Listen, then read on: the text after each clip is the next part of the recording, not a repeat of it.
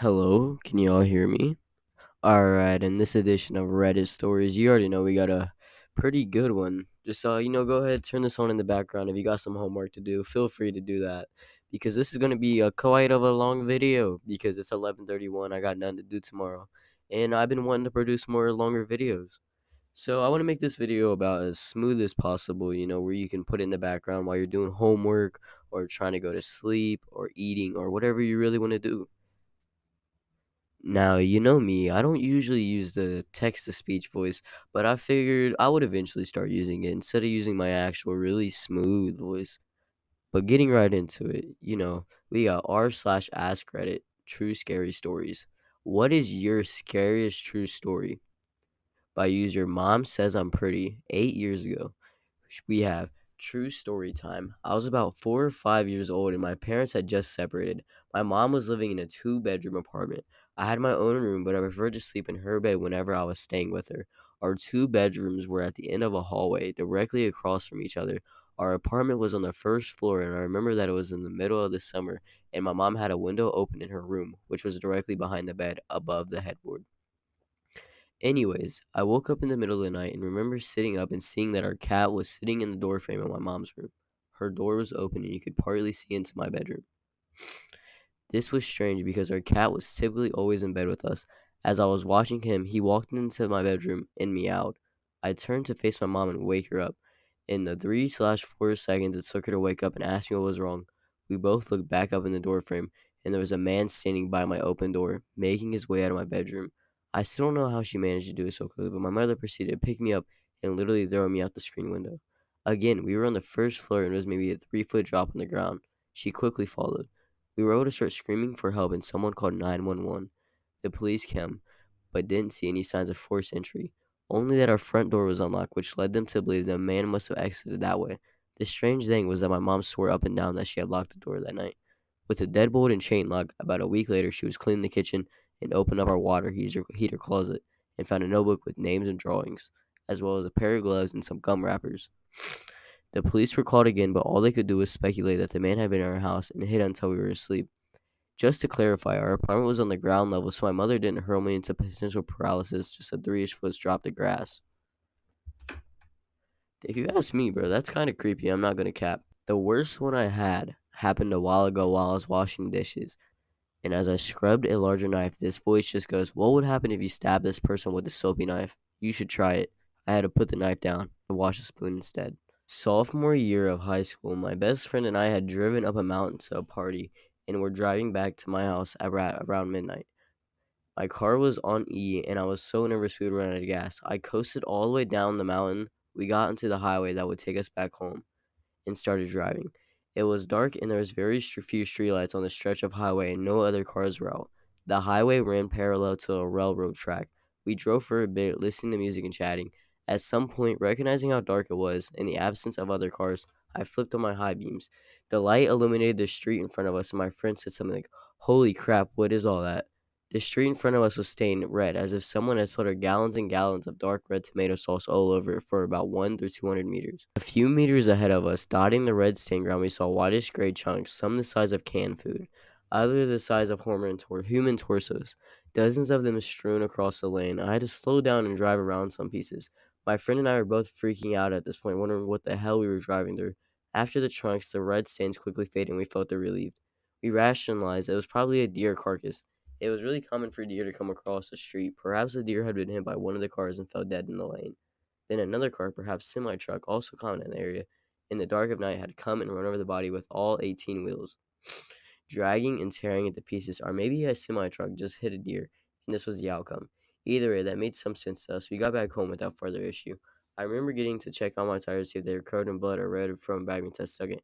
Everything had looked fine. My friend went to his car and headed home, and I went to bed. The explanation. That next morning, I went upstairs for breakfast, and my mom asked if I had heard about the car accident. I said I had not, and asked her to explain. Apparently, that same night, a group of 3 to 4 teenagers from my school had driven onto the train tracks along that highway and somehow got stuck there. The police thought they must have been drunk because they stayed in the car even when a high speed freight train appeared in the distance. The train apparently hit the car so hard that some of the kids, or parts of them, were thrown several meters away. The car was pushed along the tracks for some distance and there were no survivors. I remember the hair on my arms and neck standing on end as my mom told me this. I asked her, not really sure if I wanted to know what time this all happened, and she said sometime around midnight. She added that it was not reported to the police for several hours after it happened. I remember feeling sick to my stomach that I had potentially driven through the bloody remains of those kids from my school. I, of course, called and told my friend, Misery loves company. We both thought it was just too coincidental for the two things to happen just meters apart and not be, in actuality, one and the same. When I was a child, I saw a pair of human eyes staring at me from the skywall in a car on the highway. I tried rationalizing it, looking at the other reflections from the lights in the car, oncoming traffic, etc. But the eyes didn't change. They even blinked at me. I don't know about scary per se, but my old restaurant had the creepiest basement I've ever seen. Dusty cement floor from dirt falling through the wood slats above, spray paint graffiti on a dingy brick, a lot of small rooms, some with broken items and dirty holes in the walls. One room had just a metal folding chair and a light bulb hanging on a wire. Another, where they locked up the liquor and had a makeshift plywood and chicken wire cage. Oftentimes there was standing water from being below the water table. You can definitely shoot horror movie scenes down there. When I was 3 at daycare, my mom was at work. Since we lived near my grandparents at the time, they could see our apartment. One day, my uncle and papa went out to do stuff. I don't know what. They saw someone walk into our apartment. And since my papa is the person who takes care of the apartments in the area, he had a key. Then they went inside, was locked, and it looked the same as usual. My grandpa didn't believe my dad since he did the stuff, and all he had to do was proof, which was my uncle didn't believe in ghosts, but witnessed something slash someone go to our apartment even when it was locked. By Jed Leland. Had an ex who stalked me for 5 years after we broke up.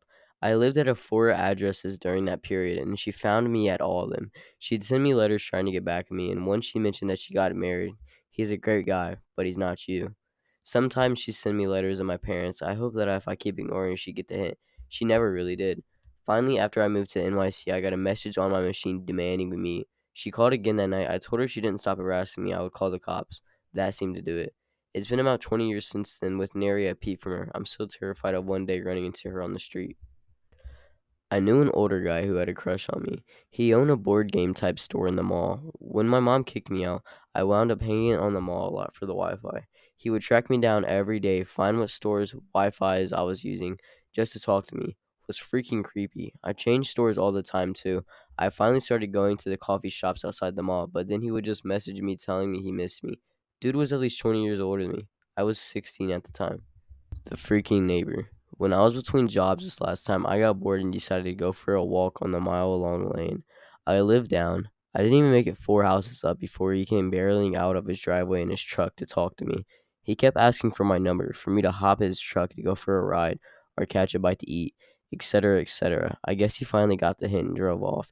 2 days later, while I was in the tub, he came and knocked violently on the front door, so my grandmother, she takes care of my handicapped brother during the day, answered it because we live in the country. I mean, who the F knocks on the door out here? Almost nobody, because we don't get strangers in the yard.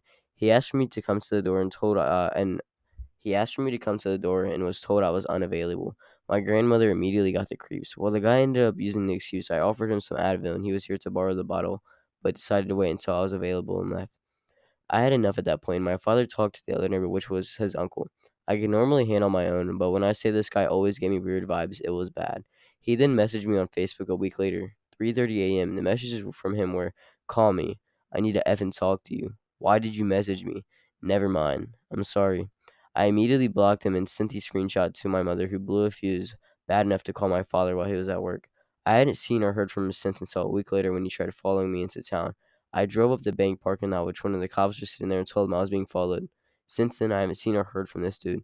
He's in a mental hospital now. I unblocked him a few months ago to look at his profile because he went MIA and seen someone up the street posting on his wall about he's wrongfully admitted and such. ETA. His cousin who lives in front of him was my childhood friend growing up, and he was somehow always around. I also became the town bar's bartender, and he'd come in busy nights just to sit in the corner of the bar, order one beer, and watch me for hours on end. When I was 16, my dad's cousin, who was like 30, lived in the basement. He was a pretty nice guy and would always come over to play. Latoria was my little sister, and he would send me random messages on Facebook. He would message me sometimes trying to go get me to go downstairs when my parents were home. Like the F? Hell no. He would ask me to go out on a date with him. Like, what the heck? I would say that's disgusting, but he kept it up. In person, he never did anything. I was always online. I eventually blocked him on FB. He would make another one, and he would make another one. Blocked. I made an Instagram. He would make an Instagram. Blocked him. So I was always on Twitter. He made it his mission to find my Twitter. Found me. I blocked him. He would make multiple accounts and follow me.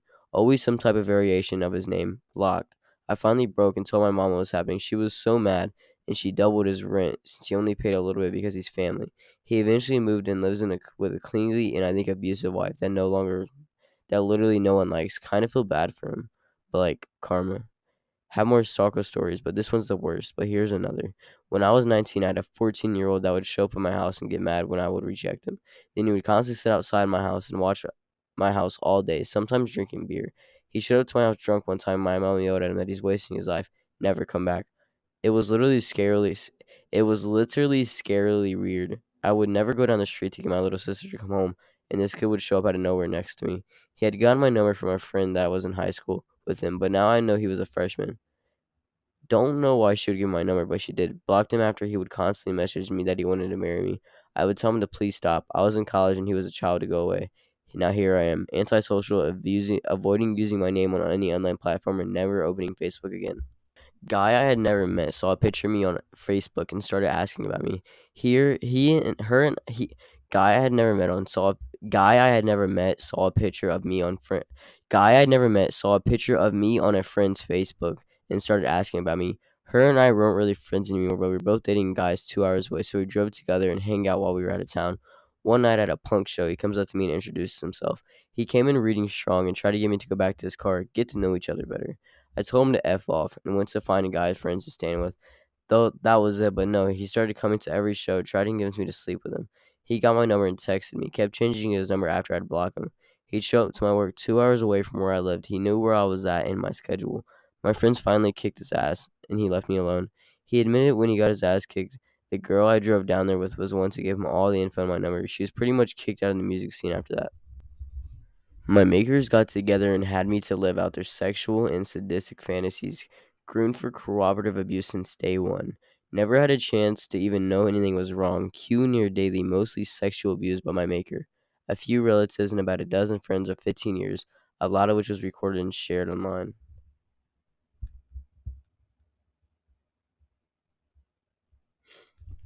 Alright, just a little FYI. That is kind of sad, to be honest. Not gonna lie. And it sucks that like some people actually have to go through that. Dad was a Dad was a child abusing monster that groomed us, basically from birth to be complaint basically from birth to be complained with future abuse. So we grew up raised by a single abusive parent in a rural area of the mountains with no law enforcement. Alright, so that one's also sad, but in the comments he says he was rescued by a brother we didn't know we had, 20 years older than us from before our parents' divorce. Never met mom. But some of these are actually kind of like sad. I don't know if I want to keep reading these. My stepfather, a heroin addict, was angry at my mother and attacked my family with a chainsaw. Luckily, my brother knocked him out by hitting his head with a mug, and we managed to flee. When we came back to gather our stuff in order to leave, we noticed he cut himself with a knife and put blood almost everywhere on purpose. He had hepatitis. I was at the beach with my friend, just the two of us. We were maybe 9 or 10 and had gotten away from his mom to a fairly secluded part of the beach that was cut off from the rest of the foliage. We watched a woman laying on the sand get up and walk out into the water. She smiled at us. It was absolutely bone chilling. And then she went under the water and never came back up. We called for help. We kept looking for her. The police looked for her, but they never found a thing. They also didn't find any footprints or annotations of her body in the sand at all. Alright, y'all. That's going to be the end of this one. I feel like it was a pretty long video. I don't usually make long videos, but, thanks for watching. I am feeling better if anybody just wondering, But, yeah, have a good day.